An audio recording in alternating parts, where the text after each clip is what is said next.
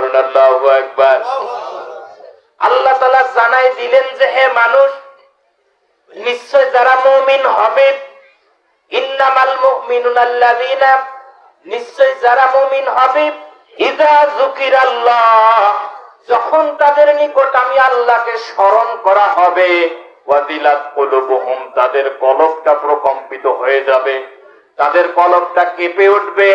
আল্লাহ পাক বললেন ওয়াইযা তুলিয়াত আলাইহিম আয়াতুহু যাদাতুহুম ঈমানা। বলেন আল্লাহু আকবার। আল্লাহ পাক জানাই দিলেন যখন আমার আয়াতগুলো তাদের কাছে তাফসীর করে করে শোনানো হবে, আমার আয়াতগুলো যখন তাদের কাছে তেলাওয়াত করে করে বোঝানো হবে, শোনানো হবে, আর যাদাতুহুম ঈমানা, তাদের ঈমানগুলো আরো বেড়ে যায়। জোরে জোরে বলেন সুবহানাল্লাহ।